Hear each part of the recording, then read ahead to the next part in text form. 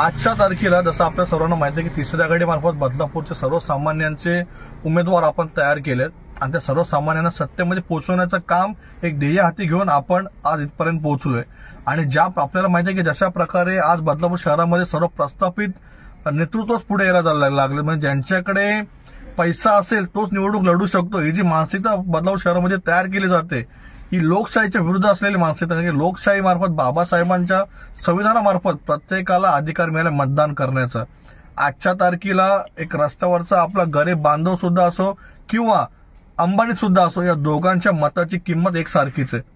त्याच्यामुळे आजच्या तारखेला मला बदलापूर शहरवासियांना मला एक विनंती करायची कळकळीची, आतापर्यंत आपण त्याच प्रस्थापित राजकीय पक्षांना आपण पाठबळ दिले, त्याच राजकीय पक्षांना आपण उमेदवार निवडणूक जिंकून त्यांना नगरसेवक बनवले, तेच राजकीय पक्षातले उमेदवार जे नगरसेवक राहून गेलेत आणि तेच तुमच्यासमोर आज पुन्हा येतील आणि बोलतील की तुम्ही मला नगरसेवक निवडून द्या, मी परत हे काम करेल। परंतु ज्यांना तुम्ही एकदा संधी दिली होती त्यांनी त्या संधीला फक्त आणि फक्त टेंडर मार्फत स्वतःचे खिसे भरले, बंगल्यांचे एक एक मजली त्यांनी वाढवल्या, एक एक फ्लोर्स त्यांनी वाढवले, एक एक गाड्या त्यांच्या वाढल्या, परंतु तुमच्या घरातलं पाणी कपात केलं गेलं, तुमचं वीज तुमची कपात केली गेली, तुमचे टॅक्स वाढवले गेले, तुमचे रस्ते खराब केले गेले, तुमचा टॅक्सचा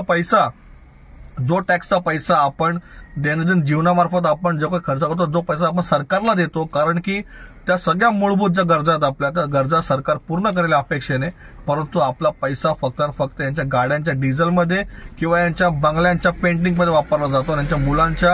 हाऊसिंगमध्ये वापरला जातो। कुठे ना कुठेतरी आज सर्वसामान्य बदलापूरकरांना आपल्यासाठी आपली सेवा करण्याची संधी मिळाली, त्यासाठी आपण तिसऱ्या गाडी आपण सुरू केली होती आणि तिसऱ्या गाडी मार्फत आज आपल्याला ज्या ठाकरे कुटुंबाने या राज्यामध्ये ज्या या राज्यामध्ये संकट आलं त्या ठाकरे कुटुंब या राज्यासाठी उभे राहिलेत, त्याच ठाकरे कुटुंबातील प्रमुख आजच्या तारखेचे ते म्हणजे उद्धव बाळासाहेब ठाकरे यांनी आपल्यासमोर एक हात पुढे केला। त्यांची इच्छा होती की सर्वसामान्यांसाठी त्यांना तेही मोठा लढा लढतात आणि त्यांनी आम्हाला सांगितलं की त्यांनी आमच्या कामाचं कौतुक केलं। त्यांनी हे सांगितलं की आपण आमच्यासोबत यावं आणि आपण नक्कीच बदलापूरमध्ये आपण जे जुने शिवसेनेचे दिवस होते आपण नक्कीच पूर्ण आणू। साहेबांचे काही शब्द आमच्या मनाला आजही मोठं घर करून गेलं, कारण की साहेबांनी सांगितलं की या राज्याला, या आपल्या महाराष्ट्र भूमीला आज परत एकदा छत्रपती शिवरायांच्या मावळ्यांची गरज आहे। हे सगळे सत्तेमध्ये असलेले लोकसभेला एकत्र लढलेले पक्ष आहेत, विधानसभेत एकत्र लढलेले पक्ष आहेत, त्याच्यामुळे ह्यांच्या या खेळीला आपण बळी न पडता आपण हा विचार केला पाहिजे, हे फक्त तू मारल्यागत कर मी रडल्यागत करतो, ही यांची एक राजकीय स्ट्रॅटेजी चालू आहे। ह्याला बळी न पडता आपण उद्धव बाळासाहेब ठाकरे यांचा जो शिवसेना पक्ष ज्याला ओरिजिनल शिवसेना आपण म्हणतो, त्यांची मशाल या निशाणी मार्फत मी प्रभाग क्रमांक 8 मध्ये आपल्या सर्वांच्या सेवेसाठी उभा राहतोय। आपल्या प्रभागामध्ये येणारा जो परिसर आहे त्या परिसरामध्ये प्रामुख्याने मानव पार्क असेल, मानव गार्डन असेल, मेट्रो रेसिडेन्सी असेल, भागीरथी रेसिडेन्सी असेल, मोहन व्हॅली असेल, गणेशनगरचा परिसर असेल, या सर्व परिसरात राहणाऱ्या माझ्या